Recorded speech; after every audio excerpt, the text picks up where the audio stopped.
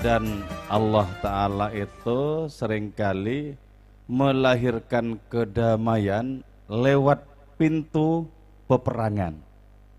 Jadi betapa kuasanya Allah menghamparkan kedamaian lewat pintu peperangan. Sebagaimana juga Allah Ta'ala Maha Kuasa untuk meletupkan peperangan lewat hamparan kedamaian. Maka dengan demikian hidup ini penuh zigzag, dan sejak saat itu pula hidup ini dimulai. Dari awal mula kehidupan tidak ada kedamaian itu terus menghampar terbentang, tidak ada. Pasti ada friksi, ada benturan-benturan. Lewat benturan-benturan, lewat friksi-friksi, Allah menggelar lagi adanya kedamaian-kedamaian itu. Berarti kalau demikian, ada kalanya bentrok itu ya, itu melahirkan hikmah. Bentrok itu melahirkan adanya kearifan.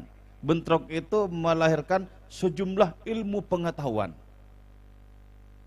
Dari mana diperoleh ilmu tentang taktik peperangan kalau tidak dari peperangan? Jadi ini di dalam falsafah cinta Maulana Rumi, segala sesuatu itu bisa dipahami lewat kebalikannya. Untuk apa Nabi berperang? Untuk menggelar kedamaian itu.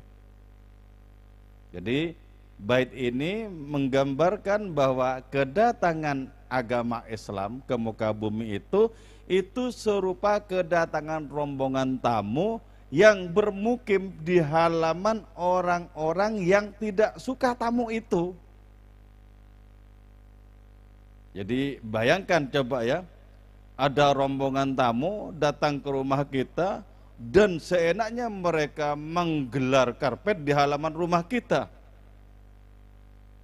Nah, itu berarti apa? Berarti pihak musuh cahaya Islam itu, pihak kegelapan itu sangat terganggu oleh adanya tamu itu, oleh adanya cahaya itu. Apakah yang paling terganggu oleh adanya cahaya? Kegelapan. Karena itu cahaya tidak pernah menyatu dengan kegelapan. Ketika kegelapan didatangi oleh cahaya, cahaya itu kabur. Dalam sebuah novel disebutkan, ketika matahari terbit di sebelah timur, kegelapan kabur ke barat sana. Sampai akhirnya tak tersentuh oleh adanya cahaya matahari itu. Terus begitu. Jadi cahaya itu mengejar kegelapan, kegelapan mengejar cahaya. Perputarannya dari timur ke barat, berputar terus, tidak pernah menyatu ini. Nah, Allah Subhanahu wa Ta'ala itu oleh Maulana Rumi dipandang dari dua sisi ini. Dipandang dari dua sisi ini. Dalam analogi beliau adalah bahwa yang perlu dianggap penting itu bukan hanya hadiah-hadiah dan kenaikan pangkat di hadapan para raja. Tidak kalah pentingnya dari itu adalah adanya cambuk dan tiang gantungan. Pandanglah Allah Ta'ala dari kedua sisi itu sekaligus, maka kita akan merasakan kehidupan ini adalah orkestrasi paling karnaval. Jadi apakah kehidupan? Kehidupan adalah karnavalnya Allah Ta'ala.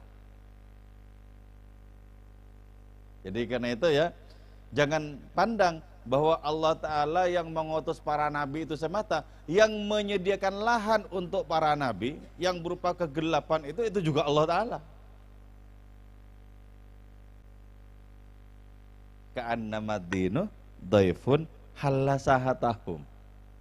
Nah, karena kegelapan itu sedemikian takutnya terhadap cahaya, maka gambaran orang-orang yang hati mereka gelap dengan kekufuran itu gambarannya adalah bahwa datangnya para pemeluk Islam, datangnya Kanjeng Nabi dan bala tentara itu itu adalah datangnya kekuatan yang sangat berhasrat untuk mencabik-cabik daging mereka.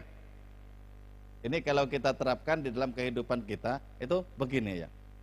Andaikan di dalam diri kita itu ada rasa terganggu oleh adanya penyebar kedamaian, ketentraman, kebahagiaan itu ya.